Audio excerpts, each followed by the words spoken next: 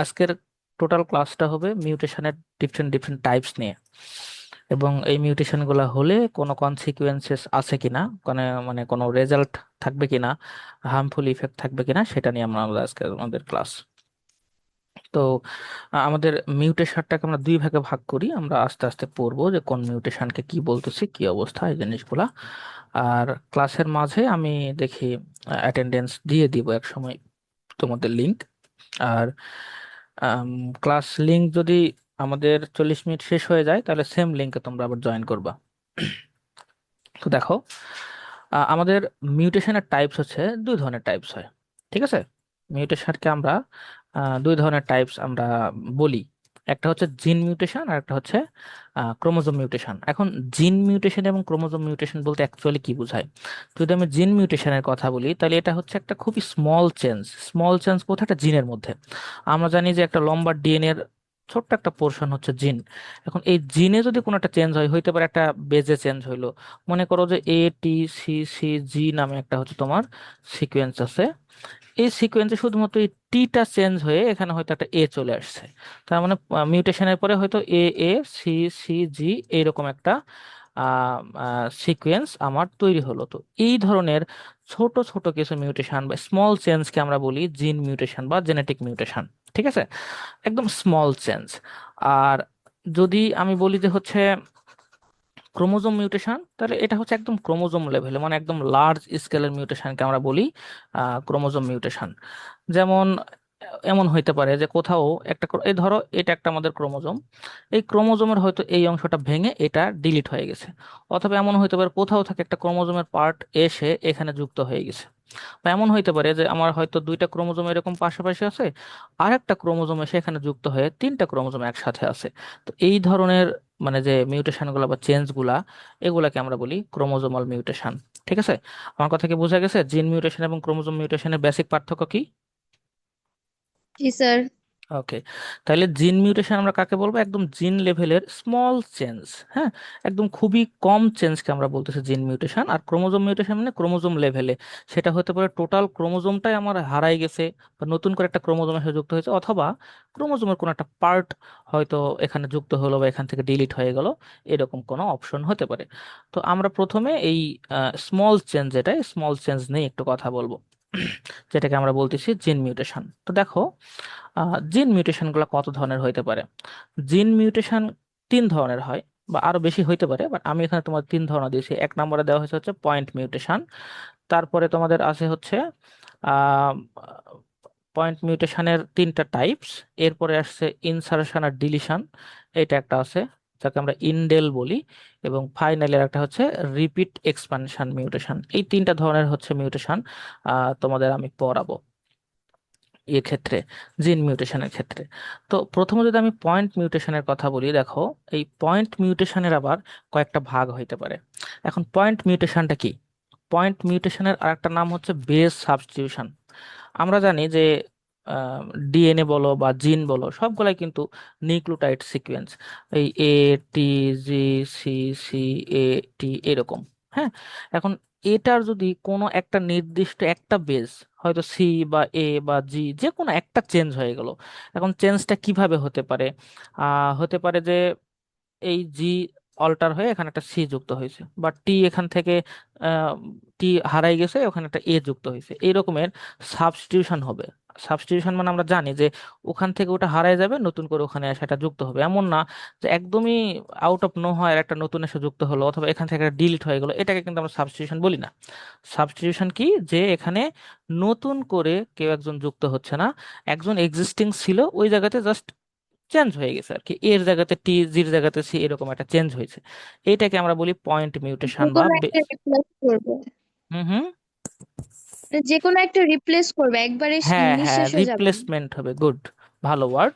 Just replace হবে, যে আমার ATGC যদি সিকোয়েন্স থাকে, হয়তো এখানে মিউটেশন হয়ে যায়, ATGG এরকম হয়ে গেছে, সিটা রিপ্লেস হয়ে জি চলে আসছে। অথবা সি রিপ্লেস হয়ে এমন হইতে পারে যে ATGA, যে কোনো কিছু হইতে পারে, আমার এখানে রিপ্লেসমেন্ট হয়ে গেছে। এই ধরনের মিউটেশনকে আমরা বলি পয়েন্ট মিউটেশন বা বেস সাবস্টিটিউশন। এখন এই পয়েন্ট মিউটেশন বা বেস সাবস্টিটিউশন হলে ডিফারেন্ট ডিফারেন্ট কনসিকুয়েন্সেস থাকতে পারে। মানে এমন হইতে পারে যে আমাদের যে প্রোটিন, আসলে দেখো জিন কেন থাকে, জিনের তো আমাদের আলটিমেট ফাংশন কি, সেখান থেকে কোনো একটা প্রোটিন তৈরি হবে বা কোনো একটা এমআরএনএ তৈরি হবে বা এরকম একটা ফাংশন আছে। তো যদি এমন হয় যে আমার বেস চেঞ্জ হয়ে গেল বাট আলটিমেটলি প্রোটিনে কোনো চেঞ্জ হলো না, সেক্ষেত্রে ওই মিউটেশনকে আমরা বলবো সাইলেন্ট মিউটেশন। তার মানে আমার জিন লেভেলে একটা বেস চেঞ্জ হয়ে গেল, একটা বেস রিপ্লেস হয়ে গেল, অথবা কিন্তু প্রোটিন লেভেলে এসে সেটা আর চেঞ্জ হলো না, এরকম কিন্তু পসিবল। এইরকম মিউটেশনকে আমরা বলি সাইলেন্ট মিউটেশন, তার মানে এর ইফেক্টটা সাইলেন্ট অবস্থায় আছে। যদি এক্সাম্পল হিসেবে দেখো, দেখো এখানে একটা পিকচার দেওয়া আছে। এই পিকচার একটু খেয়াল করো। কোথায় দেখবো, দেখো এই পোর্শনটা দেখো, এখানে কি আছে দেখো তো কোডটা বাম পাশে। বাম পাশে আমার কোড আছে হচ্ছে জি টি এ। তো ডিএনএ তে যদি এই কোড থাকে, এই কোড আলটিমেটলি আমাদের ভ্যালিন নামে একটা অ্যামিনো অ্যাসিডকে কোড করে। যখন এমআরএনএ তৈরি হবে, এমআরএনএ থেকে যখন হচ্ছে আমার প্রোটিন তৈরি হবে, তো ভ্যালিন নামে একটা অ্যামিনো অ্যাসিড তৈরি হবে। তো দেখো মিউটেশন হয়ে যাওয়ার পরে এখানে যে এটা ছিল, এই এ চেঞ্জ হয়ে দেখো এখন টি হয়ে গেছে, খেয়াল করছো? এখানে কিন্তু এর জায়গাতে টি আসছে, তার মানে এখানে কোডটা আসছে এরকম জি টি টি। মজার বিষয় হচ্ছে এই জিটিএ মানেও ভ্যালিন, আবার জিটিটি মানেও ভ্যালিন, তার মানে আমার অ্যামিনো অ্যাসিড কিন্তু চেঞ্জ হলো না। এবং আলটিমেটলি আমার প্রোটিন সিকোয়েন্সে দেখো সেরিন, ভ্যালিন, প্রোলিন, টাইরোসিন যেমন ছিল, মিউটেশনের পরেও সেরিন, ভ্যালিন, প্রোলিন এবং টাইরোসিনই আছে। এই টোটালটাতেই আমার নো চেঞ্জ। বুঝতে পারছো? এখানে কোনো চেঞ্জ আসছে প্রোটিনে? No sir. আচ্ছা, যখন চেঞ্জ আসে নাই, তার মানে আমি কি বলতে পারি যে আমার প্রোটিন লেভেলে এর ইফেক্টটা সাইলেন্ট অবস্থায় আছে। মিউটেশন তো হয়েছে আমরা জানি, কারণ আমার জিন লেভেলে মিউটেশন কিন্তু হয়ে গেছে অলরেডি। বাট এখানে প্রোটিন লেভেলে এটা সাইলেন্ট অবস্থা আছে। এখানে আমার ছিল এ, চেঞ্জ হয়ে টি হয়ে গেছে, তার মানে মিউটেশন ডান। বাট প্রোটিন লেভেলে এসে আমার কোনো ধরনের কোনো মিউটেশন বা কোনো ধরনের কোনো ইফেক্ট হয় নাই। দ্যাটস ওয়াই এটাকে আমরা বলতেছি সাইলেন্ট মিউটেশন। তোমরা কি সবাই সাইলেন্ট মিউটেশন বুঝছো? তাইলে আমি পরেরটাতে যাব। কারো জি কোনো, স্যার, বুঝছি। ওকে, স্যার, কারো বুঝতে কনফিউশন পারছি। আছে? No sir. ওকে, দেখো। স্যার অ্যামাইনো অ্যাসিড একরকম হইলেই জিনিসটা সাইলেন্ট মিউটেশন। হ্যাঁ, অ্যামাইনো অ্যাসিড যদি আগেরটা এবং পরেরটা সেম থাকে তাহলে সাইলেন্ট মিউটেশন, মানে আমার চেঞ্জ হলো না, কারণ অ্যামাইনো অ্যাসিড চেঞ্জ না হওয়া আমাদের মানে তো বেস প্রোটিন চেঞ্জ না। পেয়ারে চেঞ্জ আমাদের বেস পেয়ারে চেঞ্জ হলে অ্যামাইনো অ্যাসিড আলটিমেটলি চেঞ্জ হয় নাই, এই না, তো। চেঞ্জ হয় নাই, বিকজ তোমাদের আমি দেখাই দিই, দেখো এই যে আমাদের যে কোডন ছিল না, কোডনে দেখো ভ্যালিন নামে যে হচ্ছে অ্যামিনো অ্যাসিড, এখানে দেখো এই 4 ধরনের কোডন দিয়ে কিন্তু ভ্যালিন তৈরি হয়। তার মানে আমার কোথাও যদি ইউ থেকে চেঞ্জ হয়ে সি হয়ে যায় তাও ভ্যালিনই থাকবে, যদি ইউ থেকে চেঞ্জ হয়ে এ হয়ে যায় তাও ভ্যালিন থাকবে, জি হইলেও ভ্যালিন থাকবে। তার মানে এখানে এই লাস্ট যে নিউক্লিওটাইডটা আছে, এই লাস্ট নিউক্লিওটাইড যদি মিউটেশন হয়েও যায় কোনো প্রবলেম নাই, কারণ বারবার আমার ভ্যালিনে থাকতেছে। বাট সব সময় কিন্তু এমন হবে না। যেমন ধরো এটার কথা চিন্তা করো, এখানে হচ্ছে ইউ আছে, ইউ এর জায়গা যদি চেঞ্জ হয়ে এ হয়ে যায়, তাহলে দেখো টাইরোসিন ছিল, এখানে স্টপ কোডন চলে আসে, তখন কিন্তু আর ওই সাইলেন্ট মিউটেশন এটাকে বলতে পারতেছি না। এরকম আমাদের কন্ডিশন আসবে, আমরা দেখব। আহ দেখো আমি তোমাদের আবার আগের স্লাইডে যাই। তাহলে সাইলেন্ট মিউটেশন ওকে। এরপরে আমাদের যেটা মিউটেশন আছে সেটাকে আমরা বলতেছি মিসসেন্স মিউটেশন। মিসসেন্স মিউটেশন হচ্ছে সাইলেন্টের অপোজিট। সাইলেন্টে যেমন হতো যে কোনো একটা বেস চেঞ্জ হওয়ার ফলে ওই জায়গাতে আমার অ্যামিনো অ্যাসিডে কোনো চেঞ্জ আসতেছে না, বাট এখানে বেস চেঞ্জ হলে অ্যামিনো অ্যাসিড চেঞ্জ হবে। এটা হচ্ছে আমাদের সাইলেন্ট মিউটেশন আগে ছিল, এটা হচ্ছে আমাদের মিসসেন্স মিউটেশন। তাহলে মিসসেন্সটা কি? নর্মালি আমরা যেটা মানে ই করি, ডিজায়ার্ড আমাদের যেটা, যে একটা অ্যামিনো অ্যাসিড চেঞ্জ হয়ে যাবে, একটা যদি মিউটেশন হয় তাহলে অ্যামিনো অ্যাসিড চেঞ্জ হবে। তো এটা একটা কমন ব্যাপার, যে যখন চেঞ্জ হয়ে যাবে এটাকে আমরা বলতেছি মিসসেন্স। আমাদের সাইলেন্টে কোনো চেঞ্জ হতো না, বাট এখানে চেঞ্জটা হবে। কিভাবে হবে দেখো, এই যে এটা যেটা আছে সিসিসি, এই সিসিসি মানে হচ্ছে প্রোলিন, প্রোলিন নামে অ্যামিনো অ্যাসিড। যদি সিসিসি থেকে আমার এটা চেঞ্জ হয়ে প্রথম যে নিউক্লিওটাইডটা আছে ওটা যদি এ হয়ে যায়, সি থেকে এ, তাহলে আমার নতুন কোড আসবে কি এ সি সি। আগে ছিল হচ্ছে সিসিসি, এখান থেকে আমার এসিসি হয়ে গেল। তো সিসিসি মানে ছিল প্রোলিন, বাট এসিসি মানে হচ্ছে থ্রিওনিন। দেখো এখানে আমরা একটু দেখে আসি। সিসিসি মানে হচ্ছে প্রোলিন, সি কোথায়, আহ এই দেখো সিসিসি মানে কি ছিল, প্রোলিন। বাট এসিসি হচ্ছে আমাদের এই যে এসিসি মানে হচ্ছে থ্রিওনিন, তার মানে প্রোলিন ছিল এখন থ্রিওনিন হয়ে গেল। এখানে কিন্তু আমাদের বেস চেঞ্জ হয়ে যাওয়ার সাথে সাথে, নিউক্লিওটাইড চেঞ্জ হয়ে যাওয়ার সাথে সাথে আমাদের অ্যামিনো অ্যাসিডটাও চেঞ্জ হয়ে গেছে। যদি চেঞ্জ হয়ে যায় ওটাকে আমরা বলবো মিসসেন্স মিউটেশন। তোমরা কি এটা ক্লিয়ার? Yes sir. ওকে। এরপরে এই সবগুলো কিন্তু আমরা পয়েন্ট মিউটেশনই পড়তেছি, ঠিক আছে? মানে হচ্ছে আমাদের বেস সাবস্টিটিউশন, একটা বেস জাস্ট সাবস্টিটিউশন হয়েছে বা রিপ্লেসমেন্ট হয়েছে। আচ্ছা, এরপরটা হচ্ছে ননসেন্স মিউটেশন। ননসেন্স মানে কি, যে আগে সেন্স করতো এখন আর সেন্স করতেছে না, ননসেন্স। হ্যাঁ, বিষয়টা এরকম যে ধরে নাও যে আম, আগে যে আমাদের ডিএনএ সিকোয়েন্স ছিল, ওখান থেকে ট্রান্সক্রিপশনের ফলে এমআরএনএ তৈরি হলো, এবং এমআরএনএ থেকে আমরা একটা প্রোটিন পেলাম। তো দেখা গেল যে ওই প্রোটিনে আমার টোটাল 4টা অ্যামিনো অ্যাসিড আছে, ঠিক আছে? তো এটা নর্মাল। বাট এমন যদি হয় যে এরকম একটা কোডন, যেখানে আমার ধরো টাইরোসিন তৈরি করতেছে, এই জায়গাতে আমার একটা মানে বেসটা সাবস্টিটিউশন হয়ে গেল বা রিপ্লেসমেন্ট হলো, হয় এখানে জি চলে আসলো। তো নর্মালি আমার কি হতো, টাইরোসিন থেকে হয় এটা ইফেক্ট করতো সাইলেন্ট, মানে মানে মিসসেন্স হতো, অথবা ইফেক্ট না করলে আমার সাইলেন্ট হতো। বাট এখানে সমস্যা হচ্ছে যে এখানে অ্যামিনো অ্যাসিড তো আসতেছে না, উল্টা স্টপ কোডন চলে আসছে। আর তোমরা জানো যে ইউএজি নামে একটা স্টপ কোডন আছে। আর এই টিএজি বলতে, দেখো ডিএনএ তে টি থাকলে আরএনএ তে কি থাকে? ইউ থাকে না? ডিএনএ যেখানে থাইমিন থাকবে, আরএনএ তে কিন্তু থাইমিনের জায়গাতে ইউরাসিল থাকে। তো ইউএজি একটা স্টপ কোডন। তার মানে যদি আমাদের একটা প্রোটিন কোডিং, যেটা কোডন বা সিকোয়েন্স, এইটা যদি মিউটেশন হয়ে কোনো স্টপ কোডন তৈরি করে, সেটাকে আমরা বলবো ননসেন্স মিউটেশন। এখন ননসেন্স কেন বলতেছি, তোমাদের একটা উদাহরণ দিই। ধরে নাও যে এইটা আমাদের একটা ট্রিপলেট কোডন, এটা আর একটা ট্রিপলেট কোডন, এটা একটা ট্রিপলেট কোডন, এভাবে আমার ট্রিপলেট কোডন আছে। এই ট্রিপলেট কোডন, এখান থেকে আমি একটা প্রোটিন পেলাম। এই প্রোটিনটা হচ্ছে আমি পাচ্ছি, এই প্রোটিন পাইলাম। তো এখান থেকে মনে করো যে এইটা আমার এই ননসেন্স মিউটেশন এখানে হলো, তার মানে এখানে আমার স্টপ কোডন চলে আসবে। তার মানে নেক্সট আমার প্রোটিন তৈরি হবে এরকম করে, জাস্ট এইটা, এইটা, এইটা, কারণ এখানে তো স্টপ, এরপর আর কিন্তু এই এই অ্যামিনো অ্যাসিড গুলো আমার আসবে না। তার মানে এইটুকু অ্যামিনো অ্যাসিড আমার মিসিং হয়ে গেল প্রোটিনে। তো এই প্রোটিনটা আগের প্রোটিনের চেয়ে ছোট নাকি বড়? আগে যে আমাদের ছোট। লম্বা প্রোটিন ছিল, ওই লম্বা প্রোটিন থেকে কিন্তু নতুন প্রোটিনটা এখন ছোট হলো। আর এই ছোট প্রোটিনকে আমরা বলি হচ্ছে ট্রাঙ্কেটেড প্রোটিন, বা মনে করো ছোট প্রোটিন, ট্রাঙ্কেটেড প্রোটিন। হ্যাঁ, তার মানে এখানে ট্রাঙ্কেটিং হয়ে গেছে, মানে স্লাইসিং হয়ে গেছে। তো এই ধরনের একটা প্রবলেমকে আমরা বলি ননসেন্স মিউটেশন। ননসেন্স মিউটেশন তাহলে কখন আসবে? যখন আমাদের একটা কোড, প্রোটিন কোড করতো আগে, বাট পরে মিউটেশন হয়ে যাওয়ার ফলে ওখানে আমার স্টপ কোডন চলে আসছে। আর এই স্টপ কোডন আসার ফলে কি হলো, ওই জায়গাতে আমার ট্রাঙ্কেটিং হয়ে গেল। প্রোটিনটা আগে যত বড় লম্বা প্রোটিন ছিল, এখন আমাদের একটা নন ফাংশনাল ছোট প্রোটিন তৈরি হলো। এইটাকে আমরা বলতেছি ননসেন্স মিউটেশন। এনিওয়ান যেটা বুঝতে পারোনি?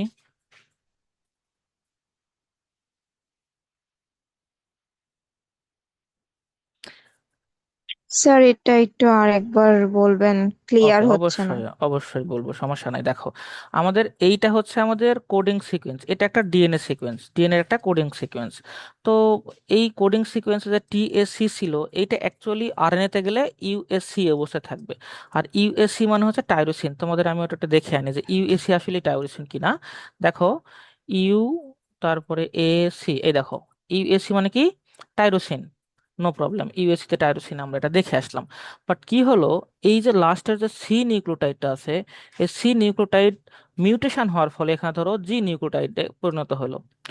এর ফলে আমাদের যে টিএজি, এইটার যে হচ্ছে কোডনটা, যেটা হচ্ছে ইউএজি, এই ইউএজি নামে আমাদের আবার স্টপ কোডন আছে। দেখো এই যে ইউএজি, তার মানে আমার আগে ছিল প্রোটিন কোডিং একটা কোডন, পরে সেটা একটা স্টপ কোডন হয়ে গেল। যদি এইরকম কন্ডিশন আসে, ওইটাকে আমরা বলি ননসেন্স মিউটেশন। এখন ননসেন্স মিউটেশন কেন বলতেছি, তোমাদের হচ্ছে আম, একটা এক্সাম্পল দিই, এখানে এক্সাম্পল দিই, ধরো এই জায়গাতে একটা এক্সাম্পল দিই। দেখো, ননসেন্স মিউটেশন আমি কেন বলতেছি, মানে আমার আগে তো এটা একটা সেন্স মেক করতো, মানে প্রোটিন তৈরি হতো, এখন এটা ননসেন্স হয়ে গেছে বিকজ ওই জায়গাতে আমার প্রোটিন কোডিং করতেছে না। আচ্ছা, মনে করো যে এই জায়গার যে বেসটা আছে এ, এটা চেঞ্জ হওয়ার ফলে এখানে একটা স্টপ কোডন চলে আসলো। তাহলে আগে আমার নর্মাল কন্ডিশনে কি কি হইতো, যে সেরিন, ভ্যালিন, প্রোলিন এবং টাইরোসিন নামে এই চারটা অ্যামিনো অ্যাসিডের একটা প্রোটিন তৈরি হতো। বাট এই জায়গাতে মিউটেশন হওয়ার ফলে এখানেই প্রোটিন কোডিংটা স্টপ হয়ে গেছে। তার মানে শুধুমাত্র এই সেরিন এবং ভ্যালিনের পরে এখানে স্টপ। পরের কিন্তু এই দুটো অ্যামিনো অ্যাসিড এখানে আমার আসতেছে না, তার মানে আগের প্রোটিনের চেয়ে পরের প্রোটিন আমার কি হয়ে গেল, ছোট হয়ে গেল, যেটাকে আমরা বলি হচ্ছে ট্রাঙ্কেটিং প্রোটিন, ট্রাঙ্কেটিং প্রোটিন। আর এই ধরনের প্রবলেমকে আমরা বলি ননসেন্স মিউটেশন। এবার কি বোঝা গেছে স্নেহা?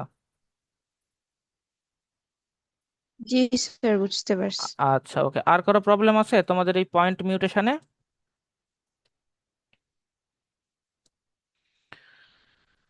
আমি যদি একটা রিভিউ করি, পয়েন্ট মিউটেশন মানে একটা বেজ আমার রিপ্লেস হবে, এবং এই রিপ্লেসের ফলে হয় আমাদের কোনো ধরনের ইফেক্ট আসবে না, যেটাকে আমরা বলবো সাইলেন্ট মিউটেশন।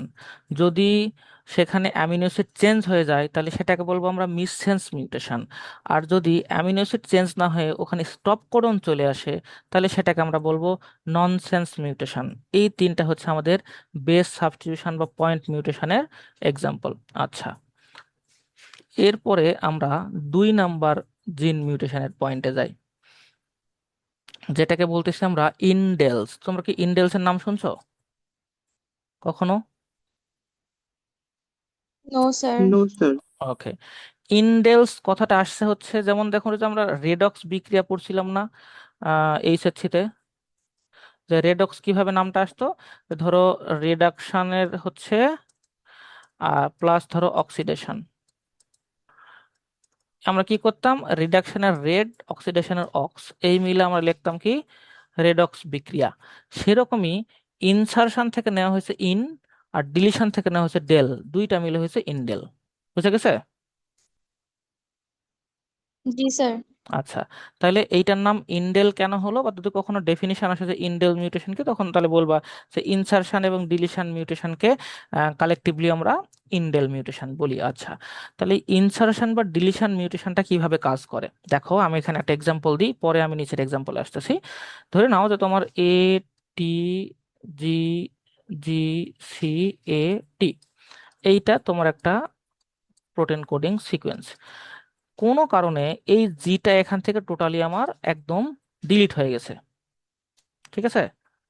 তাহলে এখানে কি হয়ে গেছে, এটা এটা ডিলিট হয়ে গেছে। যদি এরকম হয় তাহলে এটাকে আমরা বলবো ডিলিশন। ডিলিট হয়ে গেল, ডিলিট হয়ে গেলে আমার এখানে ডিলিট হয়ে গেল, ঝামেলা নাই।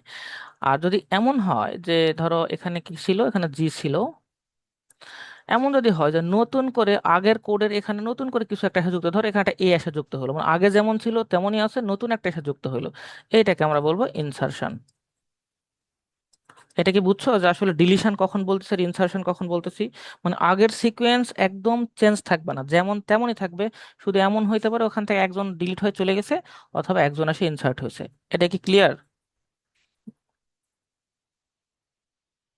জি স্যার। ওকে। এখন আমি যে বলতেছি যে একজন চলে যাবে, একজন আসলে একজন না, এখানে আমার এমন হইতে পারে দুইটা ইনসার্ট হইতে পারে, তিনটা ইনসার্ট হইতে পারে, দুইটা ডিলিট হইতে পারে, তিনটা ডিলিট হইতে পারে, পাঁচটা দশটাও ডিলিট হইতে পারে। জাস্ট আমি এক্সাম্পলের জন্য বললাম যে একটা ইনসার্ট করতেছে বা একটা ডিলিট হচ্ছে। এখন এই ধরনের ইনসারশন বা ডিলিশনে আমাদের দুই ধরনের মিউটেশন হইতে পারে, একটাকে আমরা বলি ফ্রেম শিফট মিউটেশন, আর একটাকে বলি আমরা ইনফ্রেম মিউটেশন। এখন কথা হচ্ছে এই ফ্রেমটা কি, দুইটাতে দেখো ফ্রেম লেখা আছে না, যে এই যে ফ্রেম ফ্রেম বারবার ফ্রেম আসতেছে, তো এই ফ্রেমটা কি? তো আমি এখানে একটা লম্বা একটা সিকোয়েন্স লিখি যে এ, টি, সি, জি, জি, এ, টি, টি, এ, জি, সি, ধরো এইটা একটা লম্বা সিকোয়েন্স। ওকে। তো ফ্রেম হচ্ছে এই আচ্ছা দেখো, কোডনে তিনজন মিলে মিলে একটা করে কোড হয় না? আমরা তো জানি কোডনগুলো ট্রিপলেট হয়, তার মানে এই তিনটাকে আমি একটা মানে কোডিং হিসেবে পড়বো। তারপরে এই তিনটাকে আবার একটা কোড হিসেবে চিন্তা করব, এই তিনটাকে আবার একটা কোড হিসেবে চিন্তা করব। আচ্ছা, আমি এখানে আর একটা লিখি, তাহলে এই তিনটাকে আমি আর একটা কোড হিসেবে চিন্তা করব। তো এই যে রিড করতেছি, এইটাকে বলা হয় ফ্রেম। কি বলা হয়? ফ্রেম। এটা হচ্ছে ও আর এফ বা ওপেন রিডিং ফ্রেম। বুঝা গেল? তো এই ফ্রেম কখনো শিফট হয়ে যেতে পারে, কখনো ফ্রেমের মধ্যে কোনো ঝামেলা হইতে পারে। ফ্রেম শিফট হয়ে যাওয়া মানে দেখো, আচ্ছা মনে করো যে এই যে আমি ডিএনএ সিকোয়েন্সটা লিখলাম, এই ডিএনএ সিকোয়েন্সে একটা ডিলিশন হলো। কি হলো? একটা ডিলিশন হলো, কোনটা ডিলিট করবো বলো? যে কোনো একটা বেস পেয়ার ডিলিট করবো, কোনটা করবো কেউ একজন বলো। A T C G এখান থেকে কোন একটা ডিলিট করে টি দেবো। কোনটা? টি টি এ। আচ্ছা, T T A এখান থেকে ধরে নাও আমি এই টিটাকে ডিলিট করে দিলাম, প্রথম টি, এই যে টি এটাকে ডিলিট করলাম, ওকে। এবার দেখো তো নতুন ভাবে যেটা পড়তে হবে, দেখো এই তিনটা মিলে একটা কোড, ওকে ঠিক আছে। এই তিনটা মিলে একটা কোড, ঠিক আছে, বাট এখানে কিন্তু এই তিনটা মিলে এখন কোড হলো, এবং এখানে দুটা, এখানে আর একটা কোড আমার নাই। তুমি খেয়াল করছো? এখানে ATG ATC-তে যে প্রোটিন হতো অ্যামিনো অ্যাসিড, এখানে যেটা হতো এখানে এখানে সেম আছে, বাট এখানে আমার আগে যে অ্যামিনো অ্যাসিড হতো এখানে কিন্তু সেম অ্যামিনো অ্যাসিড হচ্ছে না, কারণ এখানে দেখো নতুন কোড তৈরি হচ্ছে, দেখা পাইছো? এখানে নতুন কোড তৈরি হয়েছে না একটা। আগে ছিল হচ্ছে আমার TTA নামে একটা কোড, এবারে হয়েছে TAG নামে একটা কোড। তার মানে যেখানে আমার ডিলিশন হলো অথবা নতুন করে একটা ইনসারশন হলো, তারপর থেকে আমার কোডিং এর ফ্রেমগুলা চেঞ্জ হয়ে যাবে। এক্সাম্পল এখানে আসো, যে তোমার নর্মাল কোডিং কি আছে, CAG, CCC এবং ACT, এটা হচ্ছে নর্মাল কোড। এবং এই কোডের ক্ষেত্রে আমার গ্লুটামিন, তারপর প্রোলিন এবং থ্রিওনিন, এই তিন ধরনের অ্যামিনো অ্যাসিড আমার আছে, এটা নর্মাল, ওকে। এখন দেখো এই জায়গাতে এই সি এর এই জায়গাতে একটা টি নামে নতুন নিউক্লিওটাইড যুক্ত হলো বা একটা বেস যুক্ত হলো।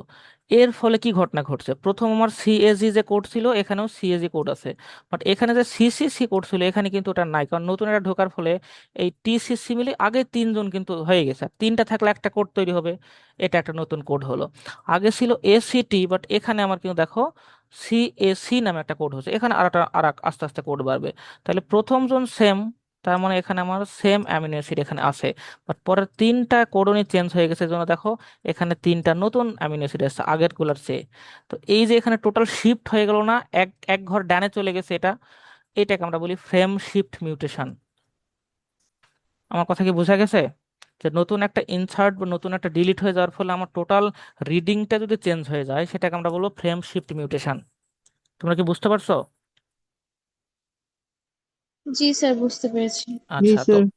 ওকে, তো এইটা হচ্ছে আমার ফ্রেম শিফট মিউটেশন। এখন যদি এমন হয় যে একটা ইনসার্ট বা একটা ডিলিট না, একসাথে তিনটা বা তিনের গুণিতক ইনসার্ট বা ডিলিট হইলো, তাহলে একটা ইন্টারেস্টিং ঘটনা ঘটবে। দেখো যে আমার এই তিনটা যে কোড ছিল এখানে, এটা খেয়াল করবো, আর লাস্ট এটা দেখো, তো এখানে আমার নতুন করে তিনটা TTT যুক্ত হয়েছে।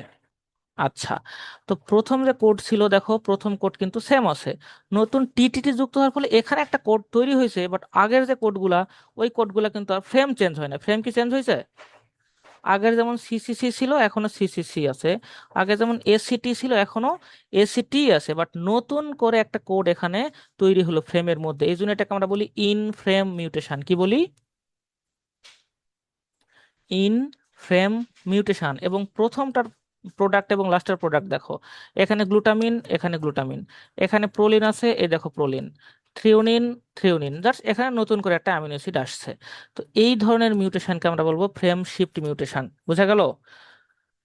Frame sorry in frame mutation আমার হচ্ছে ফ্রেম শিফট, মানে যেখানে একটা বা দুইটা বা চারটা পাঁচটা এরকম আমার হচ্ছে তিন বা তিনের গুণিতক ছাড়া যদি অন্য কোনো নাম্বার ইনসারশন বা ডিলিশন হয়, তখন দেখবা ফ্রেম শিফট হয়ে যাবে। বাট 3, 6, 9, 12 এইরকম নিউক্লিওটাইড যদি যুক্ত হয় বা ডিলিট হয়, তাহলে দেখবা ওখানে ফ্রেম কিন্তু শিফট হচ্ছে না, ইন ফ্রেম হচ্ছে, নতুন করে কোনো কিছু যুক্ত হচ্ছে বা ওখান থেকে ডিলিট হয়ে যাচ্ছে। আমার কথা কি বোঝা গেছে এই ইনসারশন বা ডিলিশনে? জি স্যার। জি স্যার। আচ্ছা, কেউ স্যার, যদি এই তিনটা কোডন কি একদম ফার্স্টে বা একদম লাস্টে এসে অ্যাড হতে পারে? হ্যাঁ হ্যাঁ, যে কোনো জায়গাতে যুক্ত হইতে পারে। আমি মাঝে এখানে দেওয়া হয়েছে বোঝানোর জন্য যে দেখো এখানে চেঞ্জ হচ্ছে। আর একটা বিষয়, এই তিনটা কিন্তু সবসময় যে একই যুক্ত হতে হবে এমন না, এই জায়গাতে আমার CAG-ও যুক্ত হইতে পারতো, সে CAG-র যে অ্যামিনো অ্যাসিড আছে সেটা এখানে যুক্ত হতো, বুঝা গেছে? তার মানে সবসময় TTT যুক্ত হবে বা এরকম সেম টাইপের যুক্ত হইতে হবে এমন না, যে কেউ যুক্ত হইতে পারে। কারণ মিউটেশন তো আমরা জানি না কে যুক্ত হবে, মিউটেশন মানে কি একদম পার্মানেন্ট এবং সাডেন একটা চেঞ্জ, এবং যেটা হচ্ছে র্যান্ডম, আমরা জানি না। আমাকে বলো যে ইনসারশন এবং ডিলিশন মিউটেশনটা বুঝতে পারছো কিনা, এবং এর ফলে কিভাবে ফ্রেম শিফট হয় এবং কিভাবে ইন ফ্রেম মিউটেশন হয়, এটা তোমরা বুঝতে পারছো কিনা? স্যার, হুম। এখানে যে লাস্টে টি টি টি যোগ করলাম, এখানে যদি আমি ইউএজি যোগ করি তাহলে কি হবে? ইউএজি যুক্ত করলেও তো এই জায়গাতে হচ্ছে আমার হয়ে যাবে একদম, মনে করো যে প্রোটিনটা এখানে বন্ধ হয়ে যাবে, তখন ওটা ট্রাঙ্কেটিং প্রোটিন তৈরি হবে। যদি আমি ইউএজি যুক্ত করি, ধরো মিউটেশন হয় এখানে ইউএজি যুক্ত হয়ে গেল, সেক্ষেত্রে আমার প্রোটিন এখানে স্টপ হয়ে যাবে। সেক্ষেত্রে শুধু জিএলএন নামে একটা অ্যামিনো অ্যাসিড নিয়ে তোমার প্রোটিন নন ফাংশনাল প্রোটিন তৈরি হবে। হইতেই পারে। আর কিছু? স্যার চেঞ্জ হলে তিনোটাই চেঞ্জ হবে তাই তো, মানে ইন ফ্রেমের মধ্যে। হ্যাঁ, ইন ফ্রেমের মধ্যে তিনটা চেঞ্জ হইতে হবে, না হলে যদি দুইটা চেঞ্জ হইতো তাহলে কি হতো, ধরো এখানে যদি টি টি আস তাহলে কি করতাম, এই তিনজন মিলে একটা কোডন, এই টি টি এবং এই সি মিলার একটা কোডন, তখন দেখো এই সি কিন্তু কোডনটা ভেঙে গেল, তখন আবার ফ্রেম শিফট হয়ে যাবে।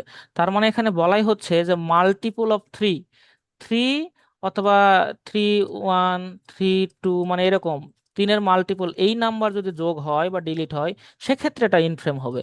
আর আদারওয়াইজ অন্য যে কোনো নাম্বার যুক্ত হলে সেটা আমরা ফ্রেম শিফট বলবো, বিকজ ওখানে আমার ফ্রেম শিফট মাস্ট হবে। বোঝা গেছে এবার? জি স্যার। আচ্ছা। আর যে কেউ একজন বললো যে এখানে স্যার ইউএজি যদি যুক্ত হয়, তো ইউএজি যুক্ত হইলে অবভিয়াসলি ওখানে আমার প্রোটিন ওখানে স্টপ হয়ে যাবে, তখন ট্রাঙ্কেটিং প্রোটিন তৈরি হবে, নন ফাংশনাল প্রোটিন তৈরি হবে। নো প্রবলেম, ওইটা একটা ডিফারেন্ট কেস, বাট হ্যাঁ ওইরকমও হতে পারে। তাহলে আমরা কি কি দেখলাম? একটা দেখলাম হচ্ছে পয়েন্ট মিউটেশন বা বেস সাবস্টিটিউশন, যেটাকে আমরা রিপ্লেসমেন্ট বলতেছি। আর একটা আমরা কি বললাম, ইনসারশন বা ডিলিশন, যেটার একটা শর্ট নাম হচ্ছে ইনডেল। এইবারে আমরা যেটা পড়বো সেটা হচ্ছে রিপিট এক্সপানশন। আচ্ছা, রিপিট এক্সপানশন, রিপিট জিনিসটা কি বলতো? জাস্ট সিম্পলি ইংলিশ রিপিট বলতে আসলে কি বোঝায়? মানে এক জিনিস আবার মানে জোড়া দেওয়া অনবরত। হয়, হ্যাঁ আবার মানে বলা, রিপিট একই করা যায়, জিনিস হ্যাঁ। ধরো বারবার বারবার আসবে এমন কিছু, তাই না? জি। রিপিটেডলি ধরো ওখানে আসতেছে তো। আচ্ছা, আমাদের 4 মিনিট আছে, আর এই লিঙ্কটা যদি ডিসকানেক্টেড হয়ে যায় তাহলে তোমরা অবশ্যই কি করবা, নতুন করে আবার জয়েন করবা, ঠিক আছে? তো দেখো, আম, এক্ষেত্রে তাহলে কি হচ্ছে, রিপিট হবে। এখন কে রিপিট হবে এই জিনিসটা একটু আমরা একটু দেখবো। দেখো, তো ধরে নাও যে একটা জিনের মধ্যে সি এ জি নামে 3টা নিউক্লিওটাইড 10 থেকে 20 বার রিপিট অবস্থায় থাকে, এটা নর্মাল। ঠিক আছে? যখন আমার বডিতে একটা জিন, এখানে দেখো সিএজি সিএজি সিএজি এরকম 10 থেকে 20 বার রিপিট অবস্থায় থাকে, এবং এখান থেকে যে প্রোটিন তৈরি হয় এটা একটা নর্মাল প্রোটিন। বুঝা গেছে? বাট কোনো কারণে যদি এমন হয় মিউটেশন হয়ে যায়, তার মানে ওখানে এই সিএজিটা আরো অনেক বেশি যুক্ত হয়, 40+, তখন সেটা হয়ে যায় মিউটেশন, ওই প্রোটিনটা নন ফাংশনাল হয়ে যায়। এবং এই ধরনের একটা এক্সাম্পল হচ্ছে হান্টিংটন ডিজিজ।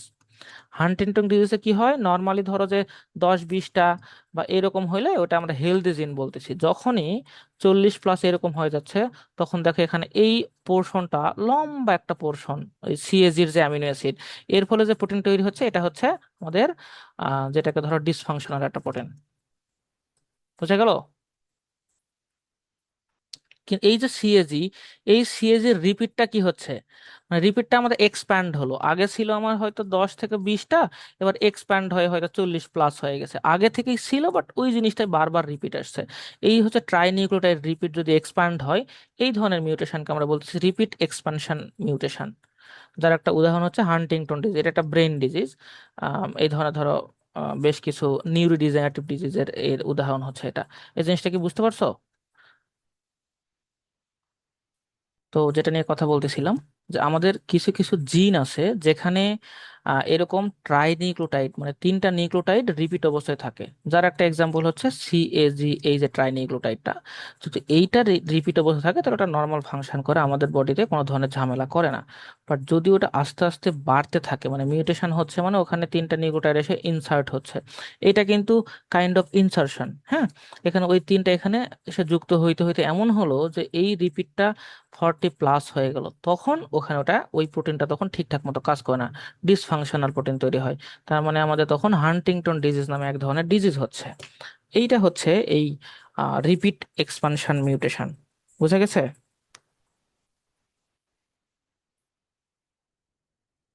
জি স্যার, বুঝতে পারছি। আচ্ছা, তার মানে অন্যান্য জিন কিন্তু এরকম করে থাকে না, একসাথে তিনটা তিনটা করে বা এরকম অনেকগুলা রিপিটেডলি থাকে না, ওটা নর্মালি থাকে। তো এই হান্টিংটন ডিজিজটা হচ্ছে আমাদের ব্রেনের এক ধরনের ডিজিজ, মানে প্রোগ্রেসিভ একটা ডিজিজ, সেটা যত দিন যাবে আস্তে আস্তে আমাদের নার্ভ সেলগুলা বা ব্রেন সেলগুলাকে মনে করো ভাঙতে শুরু করবে। আর মোটামুটি 30 থেকে 50 বছর বয়স হলে আস্তে আস্তে এটা ধরো এটা সমস্যা হয়। তখন আমাদের চলাচলের সমস্যা হয়, মানে মোটর যে ফাংশন গুলো আছে হাত পা মানে প্যারালাইজড মতো হয়ে যায়। তারপরে তাদের মনে করো ফোকাস বলো বা মেমোরি এই টাইপের যে কগনিটিভ যে ফাংশন বা ব্রেন ফাংশন, এগুলা ঝামেলা হয়। সাইকিয়াট্রিক কিছু মানে ঝামেলা হয়, ডিপ্রেশন, তারপরে ইরিটাবিলিটি, এরকম জিনিসপত্রগুলো আসে। তো এরকম যদি থাকে আমাদের বডিতে জিনগুলা, তো রিপিটটার উপর ডিপেন্ড করে এই ডিজিজটা হয়। যদি এমন হয় যে 10 থেকে 20, এমন হতে পারে যে 20-এর চেয়ে একটু বেশি, ওটাকে তখন আমরা ডিজিজ না বলে ক্যারিয়ার মতো বলতেছি। তার আবার যে মনে করো বাচ্চা হবে, তার বডিতে দেখা গেল আরেকটু বাড়লো, এভাবে তোমার বডিতে যদি 10-20টা থাকে, তোমার 3-4 জেনারেশন পরে যদি মিউটেশন হতে থাকে, দেখবা যে মিউটেশনটা যেহেতু অ্যাকুমুলেট করে, তোমরা জানো যে মিউটেশন একটা বৈশিষ্ট্য ছিল, সে মিউটেশন অ্যাকুমুলেট করে। তো মিউটেশন অ্যাকুমুলেট করতে করতে একটা সময় কোন একটা জেনারেশনে গিয়ে দেখবা যে তার মধ্যে হান্টিংটন ডিজিজটা চলে আসছে।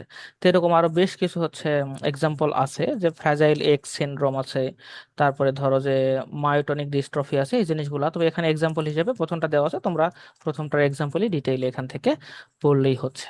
আচ্ছা, তো এই পর্যন্ত আমরা যা কিছু পড়লাম সব হচ্ছে আমাদের জিন মিউটেশন বা জেনেটিক মিউটেশন ছিল।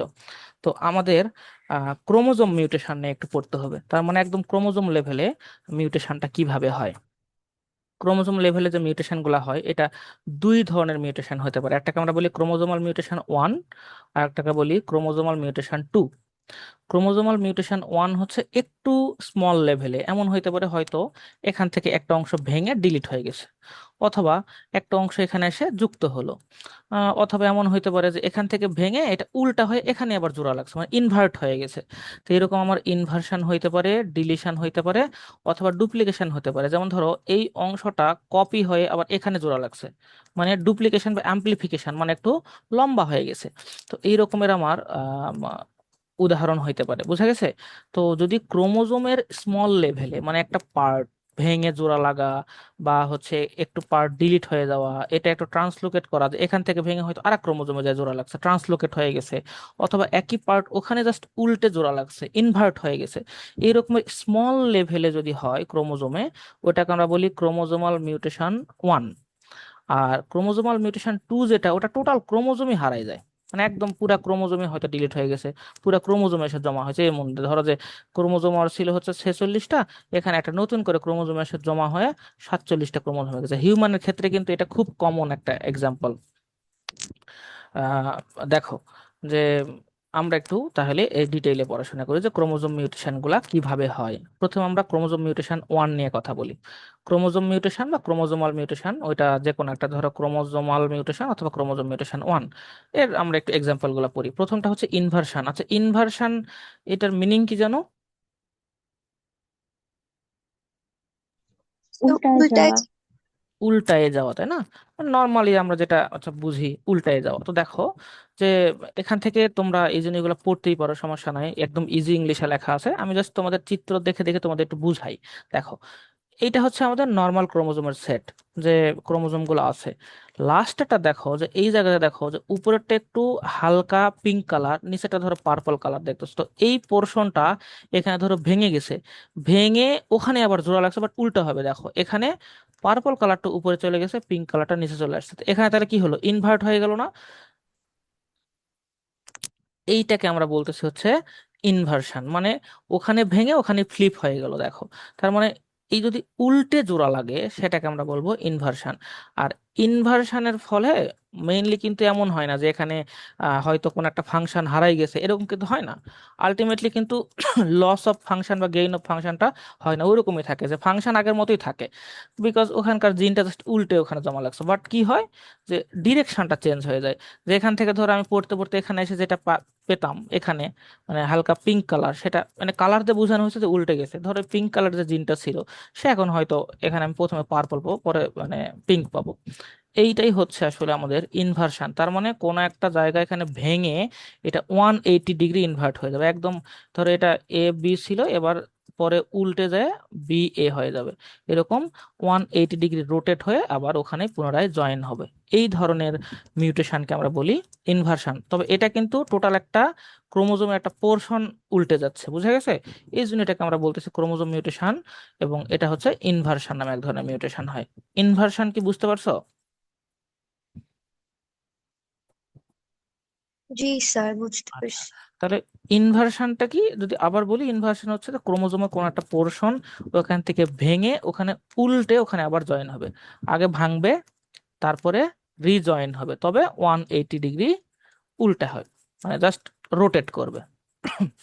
এরপর যদি ডিলিশন বলি, ডিলিশন হচ্ছে যে নর্মাল, এই যে এটা হচ্ছে নর্মাল ক্রোমোজোম, আর ডিলিশনে কি হলো, ধরো এই পোর্শনটা ভেঙে গেছে, উল্টা হয়ে যুক্ত না হয়ে এটা এখান থেকে হারাই গেছে, জাস্ট ওখান থেকে হাওয়া হয়ে গেছে। যদি এরকম হারায় যায় তার মানে এখান থেকে এটা ডিলিট হয়ে গেল না, ওটা অন্য কোথাও যে যুক্ত হলো কিনা ওইটা আমাদের কিন্তু কনসার্ন না। আপাতত আমাদের কনসার্ন হচ্ছে যে এখান থেকে হারাই গেছে, তার মানে আমার এই ক্রোমোজোমের এই মাথাতে যে জিনগুলা ছিল ওই জিনগুলা কি আর আছে এখানে? এখানে তো এই জিনগুলো নাই। তার মানে এখানে আমার কিছু লস হবে, কিছু ফাংশনাল লস হবে, ওখানে যে জিনগুলো ছিল ওই জিনগুলা কিন্তু আমি আর পাচ্ছি না। এই জন্য এখানে বলা হচ্ছে যে loss of part of a chromosome as a result of breakage of the chromosome. তার মানে ব্রেক হবে, আমার আগের ক্ষেত্রেও ব্রেক হয়েছিল, হয়ে ওখানে 180 ডিগ্রি উল্টা হয়ে ওখানে জোড়া লাগছিল, বাট এখানে জোড়া না লাগে এটা হারাই যাবে। এইটাকে বলতেছি আমরা ডিলিশন। ডিলিশন মিউটেশন নিয়ে কোনো কোশ্চেন আছে?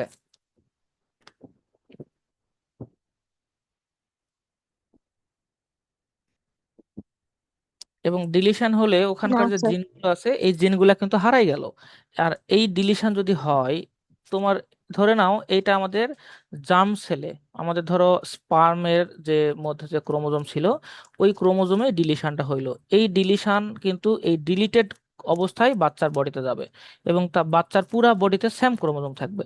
তখন ওই বাচ্চার বডি থেকে তার বাচ্চার বডিতে যাবে, তার মানে এই ক্রোমোজোমের এই পার্টটা আর কখনোই আমি রিভার্ট ব্যাক পাবো না, নর্মাল অবস্থায় আসতে পারবে না।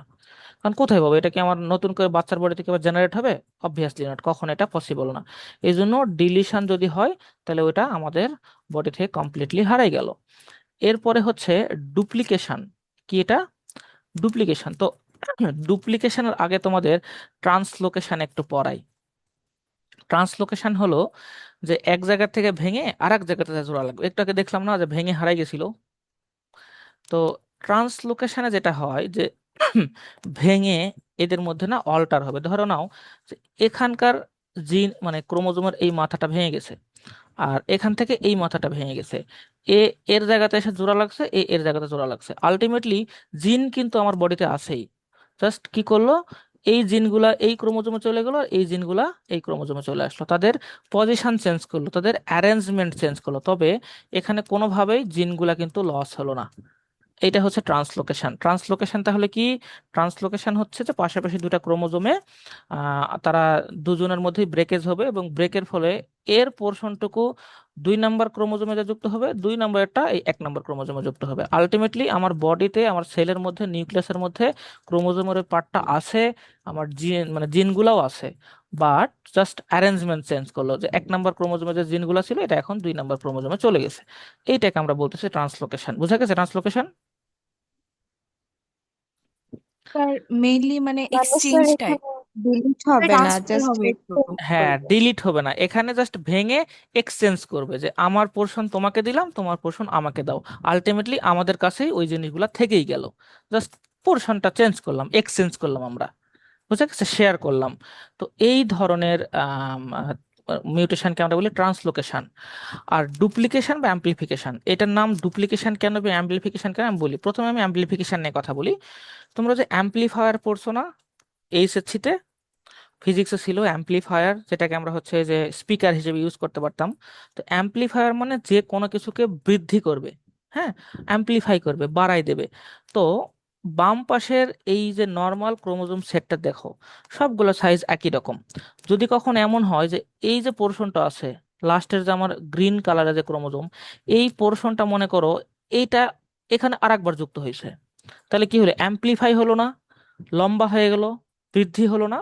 এই জন্য এটাকে আমরা বলতেছি অ্যাম্প্লিফিকেশন। দেখো ডান পাশে সেম ক্রোমোজোমই আবার ওখানে নতুন করে আবার যুক্ত হয়েছে, এতে করে আমার অ্যাম্প্লিফিকেশন হলো। তার মানে এখানে যে জিনটা ছিল ওই জিনগুলা এখানে একবার আছে, আবার এখানে এসে আবার একবার যুক্ত হলো, ডাবল হয়ে গেল। এই জন্য এটাকে আমরা আবার বলতেছি অ্যাম্প্লিফিকেশন। আর ডুপ্লিকেশন কেন বলতেছি, বিকজ এখানে যারা যারা আছে ওই সেম জিনিস এখানেও আছে। ডুপ্লিকেশন মানে কি, ডুপ্লিকেট, একই জিনিসের ডাবল। বুঝা গেছে?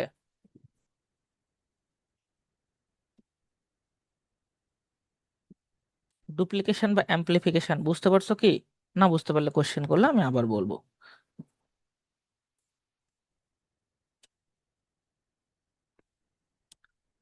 জি স্যার বুঝেছি। জি স্যার।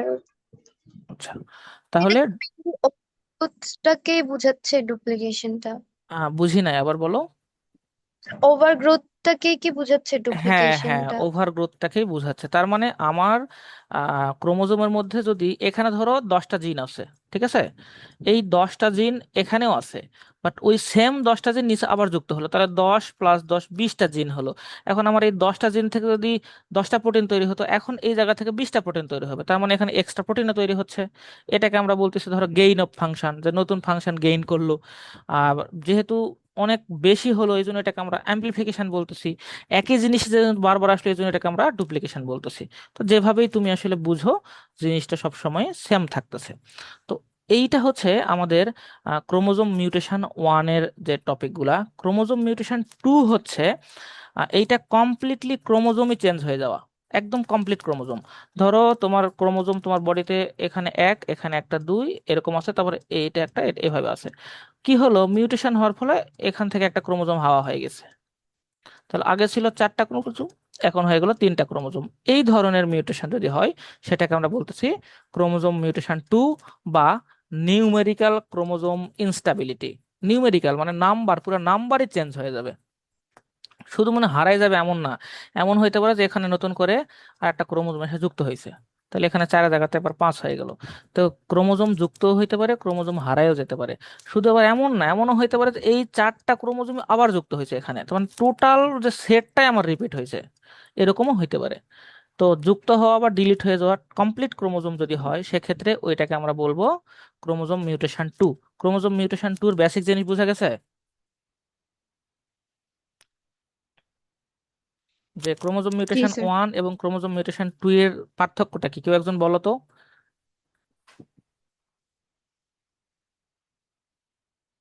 মেইন পার্থক্য কি ক্রোমোজোম মিউটেশন 1 এবং 2 এর মধ্যে?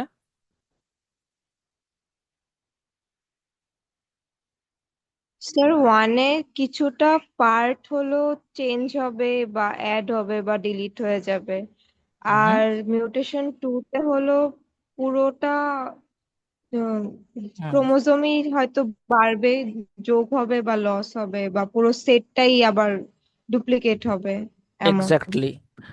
ক্রোমোজোম মিউটেশন 1 হচ্ছে ক্রোমোজোমের কোনো একটা পোর্শনের চেঞ্জ, ভেঙে যাওয়া, জোড়া লাগা, ডুপ্লিকেট হয়ে যাওয়া, বা ডিলিশন হওয়া, অ্যাডিশন হওয়া বা ইনভার্ট হয়ে যাওয়া। আর ক্রোমোজোম মিউটেশন 2 মানে এখানে ক্রোমোজোমের পার্ট না, এখানে যা হবে কমপ্লিট একটা ক্রোমোজোমে, যা হয় একটা ক্রোমোজোম টোটাল ডিলিট হয়ে গেছে, বা টোটাল একটা ক্রোমোজোম এসে যুক্ত হয়েছে, অথবা টোটাল এই যে সেট আছে, এই পুরো সেটই এসে, যেমন ধরো এই যে এখানে দেখো, এই টোটাল একটা সেট যে ক্রোমোজোম, এই পুরো সেট আবার এখানে এসে যুক্ত হয়েছে। আবার এমন হইতে পারে যে এখানে 2টা ছিল হলুদ, হয়ে গেছে দেখো আরেকটা 3 নম্বর আসছে। এখানে ধরো হলুদ 2টা, নীল 2টা, সবুজ 2টা ছিল, এখানে দেখো নীল একটা হারাই গেছে। এই নর্মালের সাথে জাস্ট কম্পেয়ার যদি করো, দেখো বুঝা গেছে। তো এরকম বিভিন্ন রকমের হইতে পারে। তো কোনটা হইলে তাকে আমরা কি বলি, সেইটা আসলে আমাদের পড়ার বিষয়। প্রথমটাকে আমরা বলি অ্যানিউপ্লয়েডি। কি বলা হয়? অ্যানিউপ্লয়েডি। এখন এই অ্যানিউপ্লয়েডি বিষয়টা এরকম যে কি হচ্ছে দেখো, যে loss of one or more chromosome or addition of chromosome, তার মানে এখানে সে যুক্ত হবে বা এখান থেকে হারায় যাবে, এরকম যদি হয় সেক্ষেত্রে আমরা এটাকে কি বলতেছি? অ্যানিউপ্লয়েডি। বোঝা গেল? স্যার একটু এটা আবার বলবেন? হ্যাঁ, অ্যানিউপ্লয়েডি মানে কি? অ্যানিউপ্লয়েডি হচ্ছে এক ধরনের মিউটেশন, এবং এটা অবশ্যই কি হবে, ক্রোমোজোমের কমপ্লিট একটা ক্রোমোজোম বা 2টা ক্রোমোজোমের কমপ্লিট ক্রোমোজোমের ক্ষেত্রে হবে। এখানে হয় ক্রোমোজোম হারায় যাবে, অথবা ক্রোমোজোম এসে যুক্ত হবে। এই রকমের কন্ডিশনকে আমরা বলি অ্যানিউপ্লয়েডি। ক্রোমোজোম যুক্ত হওয়া বা ক্রোমোজোম হারায় যাওয়া। বুঝা গেছে? এখন কথা স্যার হচ্ছে যে যে ক্রোমোজোম যদি এমন হয় যে ক্রোমোজোম হারাই গেছে, তাহলে সেটাকে আমরা বলি হাইপোপ্লয়েডি। হাইপো মানে কম, তার মানে ক্রোমোজোম হারাই গেলে সেটাকে কি বলা হবে? হাইপোপ্লয়েডি। আর যদি ক্রোমোজোম যুক্ত হয়, তাহলে সেটাকে আমরা বলবো হাইপারপ্লয়েডি। এখন হাইপোপ্লয়েডি মানে তাহলে কি হলো বলো তো?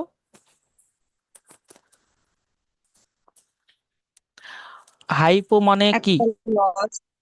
লস ক্রোমোজোম হওয়া, একটা হারিয়ে যাবে। ক্রোমোজোম হ্যাঁ হারিয়ে আবার যাওয়া। এখন হাইপার কথা হচ্ছে হারিয়ে কয়টা যাওয়া। ক্রোমোজোম হারাই গেল তার উপর ভিত্তি করে আবার ডিফারেন্ট ডিফারেন্ট নাম হতে পারে। যদি এমন হয় যে একটা সিঙ্গেল ক্রোমোজোম এখান থেকে ডিলিট হয়ে গেছে বা হারাই গেছে, তাহলে সেটাকে আমরা বলি মনোসমি। মনো মানে কি? মনো মানে এক, তো এটাকে আমরা বলি মনোসমি। আর যদি এমন হয় যে ওখানে একটা না, যে আমাদের এক জোড়া ক্রোমোজোম ছিল, ওই টোটাল জোড়াই হারাই গেছে, তাহলে সেটাকে আমরা বলি নালিসমি। নাল মানে জিরো, মানে ওখানে আর কেউ নাই। যদি একজন ওখানে থাকে সেটাকে আমরা বলবো মনোসমি, আর যদি দুইটাই হারায় যায়, পুরো পেয়ার হারায় যায়, তাহলে সেটাকে আমরা বলবো নালিসমি। নাম মনে রাখার জন্য এটা সবসময় মাথায় রাখবা যে আমার নর্মালি ক্রোমোজোম থাকে কয়টা, এখানে দুইটা। ধরো এই ইয়েলো কালার ক্রোমোজোমে খেয়াল করো দুটো থাকে। যদি এখান থেকে একজন হারায় যায়, তার মানে এখানে আসে কয়জন? ওয়ান। তাহলে ওয়ান আসে মানে এটা আমার হচ্ছে মনোসমি। আর এমন যদি হয় যে এই দুইটাই হারাই গেছে, তার মানে এখানে কেউ নাই, আর কেউ না থাকলে ওটাকে আমরা বলি কি নাল বা জিরো। এই জন্য এটাকে আমরা বলতেছি নালিসমি। বুঝা গেছে? হাইপোপ্লয়েডের ক্ষেত্রে নালিসমি কাকে বলতেছি আর মনোসমি কাকে বলতেছি? কারণ এই জিনিসগুলা মনে রাখা কিন্তু কষ্টকর যদি তুমি মুখস্থ করো না বুঝে। যে জন্য আমি বারবার ট্রাই করতেছি যে জিনিসগুলো একটু মানে ইজি করে দিতে, কমপ্লিকেটেড জিনিসগুলা। যখন দেখবা একজন প্রেজেন্ট, মনোসমি। যখন দেখবা কেউ প্রেজেন্ট নাই, তার মানে নাল, তখন সেটাকে আমরা বলতেছি নালিসমি। এই পর্যন্ত ক্লিয়ার কিনা তোমরা? জি স্যার। আচ্ছা, তো এইটা গেল আমাদের হাইপোপ্লয়েডি, মানে হচ্ছে যেখানে আমার ক্রোমোজোম লস হচ্ছে। তো এমন হইতে পারে না যে ক্রোমোজোম আসলে গেইন হচ্ছে, বা যেটাকে আমরা বলতেছি অ্যাডিশন হচ্ছে, নতুন করে সে জোড়া লাগতেছে, ওইটাকে আমরা বলি হাইপারপ্লয়েডি। যদি জোড়া লাগে, হ্যাঁ, যদি একজন এসে এখানে জমা হয়, তাহলে সেটাকে আমরা বলবো ট্রাইসমি। কেন ট্রাইসোমি বলতেছি জানো? আগে আমাদের ক্রোমোজোম দুইটা ছিল, নতুন করে আবার একজন এসে যুক্ত হলো, তাহলে এবার কয়টা হলো এখানে বলো তো? তিনজন না? আর ট্রিনজন তিনটা। মানে কি? ট্রাই। তিন মানে ট্রাই, তো এটাকে আমরা বলতেছি এই জন্য ট্রাইসমি। কারণ প্রেজেন্ট কয়টা আছে তার উপর ভিত্তি করে কিন্তু নাম আসতেছে, সাথে একটা সমি লাগাই দেবা। একজন থাকলে মনোসমি, কেউ না থাকলে নালিসমি, যদি তিনজন থাকে তাহলে ট্রাইসমি। এমন যদি হয় আগে ছিল দুইজন, নতুন করে আবার দুইজন এসে যুক্ত হয়, তাহলে এখানে টোটাল কতজন হলো? চার। চার হলে সেটাকে আমরা বলতেছি দেখো টেট্রাসমি। বুঝতে পারছো? নামগুলা কনফিউজড হওয়ার দরকার নাই, নাম্বার দিয়ে বুঝবা যাচ্ছে। আর এটাকে আমরা যেভাবে বলতে নিউমেরিক্যাল চেঞ্জ, নিউমেরিক্যাল একটা চেঞ্জ ক্রোমোজোমে। এই জন্য যদি একজন থাকে মনোসমি, কেউ না থাকলে নালিসমি, তিনজন থাকলে ট্রাইসমি, চারজন থাকলে টেট্রাসমি। বুঝা গেছে কি এই অ্যানিউপ্লয়েডি বিষয়টা? জি স্যার। আচ্ছা, এরপরে হচ্ছে পলিপ্লয়েডি। হুম, পলিপ্লয়েডিটা কি? যে এটা এন্টায়ার সেট অফ ক্রোমোজোম, এই যে লাস্টেরটা আছে না, এটা এটা। আর এই ট্রাইসোমিটা হচ্ছে আগেরটার উদাহরণ। যেমন দেখো দুইটা ছিল ইয়েলো, এখন নতুন করে একটা যুক্ত হয়েছে, তিনটা একসাথে আসার জন্য এটাকে আমরা বলতেছি ট্রাইসোমি। দেখো তাহলে পলিপ্লয়েডির আর একটা নাম হচ্ছে ইউপ্লয়েডি। তো পলিপ্লয়েডি মানে কি? যেই ক্রোমোজোমটা আমার আছে, এই ক্রোমোজোম তাহলে কি এটা এন না? বা ধরো এটাকে এক্স বললাম, নতুন করে টোটাল একটা সেট এসে যখন যুক্ত হলো তখন আর একটা এক্স, তার মানে আমার এখানে 2x হয়ে গেল। তো এইরকম যদি টোটাল সেট আমার এসে এখানে যুক্ত হয়, তাইলে সেটাকে আমরা বলবো পলিপ্লয়েডি। বুঝা গেছে? একটা দুটা ক্রোমোজোম না যে ভিতরে একটা এসে যুক্ত হইলো বা ভিতর থেকে ডিলিট হয়ে গেল, এমন না। যদি কমপ্লিটলি একটা সেট এসে এখানে এডিশন হয়, সেটাকে আমরা বলবো পলিপ্লয়েডি। পলিপ্লয়েডি জিনিসটা বুঝছো কিনা? যে কমপ্লিটলি একটা জিনোম, এই ধরো এই তিনজন মিলে ধরো আমার একটা জিনোম, হ্যাঁ, যেটাকে আমরা এন বলতেছি। যদি এমন হয় যে এই টোটাল আবার একটা এসে ওখানে যুক্ত হয়, তাহলে কিন্তু আমার আর একটা এন হলো। তার মানে আমার নর্মাল এন এর জায়গাতে এখন 2n আছে। এখানে যেমন 2x দিছে না, তো তুমি 2n লিখতে পারো, নো প্রবলেম। বুঝা গেছে? তার মানে হিউম্যানের ক্ষেত্রে মনে করো তো আমাদের সেলের মধ্যে কয়টা ক্রোমোজোম থাকে, কয় সেট বলো তো? আমাদের একটা 23 পেয়ার্স। 23 পেয়ার্স। তেইশ জন। আচ্ছা, 23 পেয়ার্স, এটাকে আমরা কি বলি? 2n ক্রোমোজোম বলি না একসাথে? ডিপ্লয়েড তো বলি নাকি? এইটার নাম জি হচ্ছে স্যার। আমাদের ডিপ্লয়েড। আর আমাদের এই যে স্পার্ম বা ওভামে থাকে কয়টা? 23 থাকে, যেটাকে আমরা বলি হচ্ছে এন বা হ্যাপ্লয়েড। কখনো যদি মিউটেশন হয় এমন হয়ে যায় যে আমার এই 46 মানে হচ্ছে 23 গুণ 2, এই অবস্থায় আমার সেল আছে, কখনো এমন যদি হয়ে যায় যে আরো একটা এন এখানে এসে যুক্ত হলো, যেমন ধরো 23 + 23 + 23, তখন এটা আমার 3n হয়ে যাবে কিনা বলো, আমার বডি সেলটা? জি স্যার। আচ্ছা, এই 3n হয়ে যাওয়াকেই আমরা বলতেছি পলিপ্লয়েডি। যখন 3n হয়ে যাবে তখন ওটাকে আমরা বলবো ট্রিপ্লয়েড। আমাদের বডি এখন কি ডিপ্লয়েড না, তখন ওইটা হয়ে যেত ট্রিপ্লয়েড। যদি 4n হতো তাহলে টেট্রাপ্লয়েড, যদি 5টা হতো n 5n তাহলে পেন্টাপ্লয়েড। তো এইটা নর্মালি আসলে দেখা যায় না, কিছু কিছু ক্ষেত্রে কিছু মনে করো, যেমন হচ্ছে আমরা যে বর্তমানে গম খাই, এই গমটা হচ্ছে হেক্সাপ্লয়েড, বুঝছো, 6x। তারপরে কিছু অর্নামেন্টাল ফ্লাওয়ারের ক্ষেত্রে এটা হয়, এটা পরে মনে করো ব্রিডিং করে করে এটা চেঞ্জ করানো হয়েছে। তো নর্মাল যে ওয়াইল্ড লাইফে কিন্তু ওরকম থাকে না। এর মধ্যে থাকে আবার ওই যে বীজের যে শ্বাস থাকে জার্ম প্লাজম, ওইটার মধ্যে কিন্তু 3n, ওটা তোমরা এইচএসসি তে পড়ে আসার কথা যে ওখানে 3n থাকে। তো যাই হোক, নর্মালি আমাদের 2n থাকে, ওখানে নতুন করে একটা n এসে যুক্ত হলো, একটা সেট, কমপ্লিট সেট, সেক্ষেত্রে ওটাকে আমরা বলতেছি পলিপ্লয়েডি। এখন পলিপ্লয়েডি হওয়ার পর সেটটা কত, যদি 3-এর সেট হয় তাহলে ট্রিপ্লয়েড, 2-এর সেট হলে ডিপ্লয়েড, 5-এর হলে পেন্টাপ্লয়েড, 4-এর হলে টেট্রাপ্লয়েড, এভাবে নামকরণ করা হবে। এখন বলো যে এটা বুঝিনি। তাহলে এরপরে আমাদের আর একটা টপিক আছে যে যে এতক্ষণ ধরে যে মিউটেশন গুলা হলো, এই মিউটেশনের ফলে কোনো ইফেক্ট আছে কিনা, এইটার নতুন কোনো পড়া না। তোমাদের যেমন হচ্ছে সাইলেন্ট মিউটেশনে কি হতো, কোনো চেঞ্জ হতো না, তাহলে ওইটা এখানে আমরা পড়বো যে মিউটেশনের ফলে আমাদের ইফেক্টটা সাইলেন্ট হতে পারে। আমরা এরকম করে পড়বো যে মিউটেশনের ফলে প্রোটিন চেঞ্জ হতে পারে, মিউটেশনের ফলে প্রোটিন ছোট হয়ে যেতে পারে যখন স্টপ কোডন আসছে।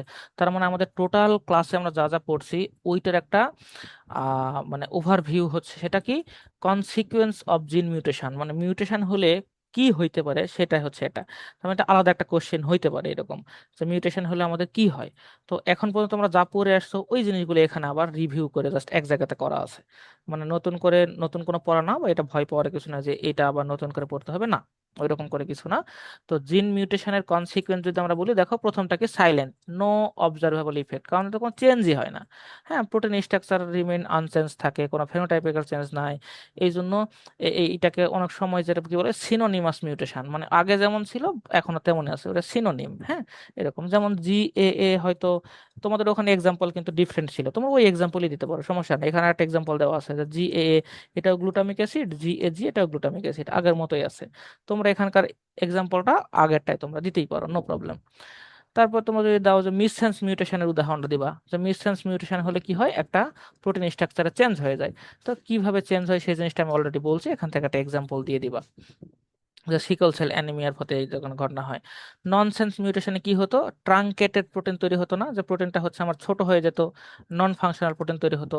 এর ফলে ডিজিজ কি হয়, ডুশেনি মাসকুলার ডিস্ট্রফি, এটা হচ্ছে আমাদের মাসলের একটা সমস্যা, বাচ্চা কাচ্চারা হাঁটতে পারে না, মানে ধরো সারাক্ষণ শুয়ে থাকে, হাঁটাহাঁটি করতে পারে না, মাসল নড়াচড়া করতে পারে না, এরকম একটা ডিজিজ হয়। তাহলে দেখো, প্রথমটা কি, silent mutation, no observable effect. তারপরে মিসসেন্স মিউটেশনে প্রোটিন স্ট্রাকচার চেঞ্জ হয়ে এটা একটা ডিজিজ বা কিছু হয়। ট্রাঙ্কেটেড প্রোটিন হলে দেখো এখানে এক ধরনের ডিজিজ হয়, কি ঘটনা ঘটে, এই জিনিসগুলো অলরেডি কিন্তু আমরা আমাদের পুরো ক্লাসের মধ্যে জেনে আসছি। ফ্রেম শিফট হলে কি হয়, ফ্রেম শিফট হলে ওখানে আমার নতুন করে ফ্রেমই চেঞ্জ হয়ে যায়, যার ফলে নতুন অ্যামিনো অ্যাসিড যুক্ত হইতে পারে, বা একদম কমপ্লিটলি ফ্রেম শিফট হলে ওখানে অ্যামিনো অ্যাসিডগুলো চেঞ্জ হয়ে যেতে পারে, যার ফলে আমাদের টাইসাস নামে এক ধরনের ডিজিজ হতে পারে। এইটা এই 3-4টার হতে পারে ওভারভিউ দেওয়া আছে, যে সাইলেন্টটা কি হয়, অল্টার্ড প্রোটিন এটা হচ্ছে মিসসেন্স, তারপরে ধরো এটা ট্রাঙ্কেটেড প্রোটিন, এটা হচ্ছে ননসেন্স। হ্যাঁ, তারপরে এটা কি ফ্রেম শিফট, এই জিনিসগুলো তোমরা অলরেডি জানো, এই জিনিসগুলো আবার একটা দেওয়া আছে। এই হচ্ছে তোমাদের টোটাল ক্লাস, যে মিউটেশন কত ধরনের হতে পারে, জিন মিউটেশন এবং ক্রোমোজোমাল মিউটেশন, জিন মিউটেশন আবার কত ধরনের হয়, তার মধ্যে কোনটার কি ইফেক্ট, কোনটার কি কনসিকুয়েন্স, এবং ফাইনালি ক্রোমোজোম মিউটেশন কত ধরনের হইতে পারে, এবং সেটা ক্রোমোজোমের কি একটি স্মল পার্টে হচ্ছে নাকি ক্রোমোজোমের whole chromosome, total set of ক্রোমোজোমে হচ্ছে, এই হচ্ছে বিষয়টা। আশা করি আমার ক্লাস আমি তোমরা বুঝতে পারছো, আমি ট্রাই করছি অনলাইনে, এবং আজকে কমপ্লিটলি পেন ট্যাব দিয়ে তোমাদের ক্লাস নেওয়া হয়েছে যাতে করে একটু লেখালেখি করা যায় স্লাইডে বোঝানোর স্বার্থে। আশা করি তোমরা বুঝতে পারছো। এরপরে কারো কোনো প্রবলেম থাকলে আমি এগেইন ওই স্লাইডে যাবো এবং বুঝাবো।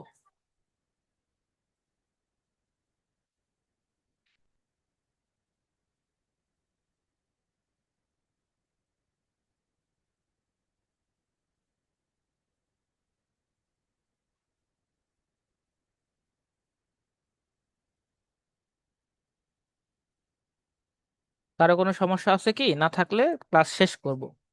অলরেডি 1 আওয়ার আমাদের ক্লাস হয়ে গেছে। না স্যার, নেই কোনো স্যার প্রবলেম প্রবলেম। নেই। আচ্ছা, যে স্যার, প্রবলেম ওই যদি যে আমাদের যে কোডনের যে চার্টটা ছিল ওটাকে আমাদের মেমোরাইজ করতে হবে? কোডনের চার্টটা, আমাদের কি মানে মেমোরাইজ করতে হবে? না না না না না, কোডনের চার্টটা একদমই, এই স্লাইডটা তোমাদের পড়তেই হবে না। এটা দেওয়ার কারণে হচ্ছে, যখন আমি তোমাদের এখানে কোডনগুলো বুঝাচ্ছিলাম যে সি থেকে ধরো টিএসসি হইলো, চেঞ্জ হইলো, অ্যাকচুয়ালি চেঞ্জ হয় কিনা এই চার্ট থেকে তোমাদের বোঝানোর জন্য। এই চার্টটা তোমাদের পড়ার জন্য না।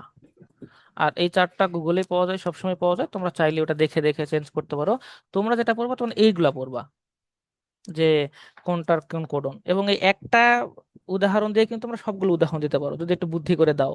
তোমরা ওভাবেই অ্যামিনো অ্যাসিডগুলো চেঞ্জ করে করে নিবা। বুঝা গেল? জি স্যার। 3-4টা অ্যামিনো অ্যাসিডের কোড থ্যাংক ইউ। পড়লেই হবে।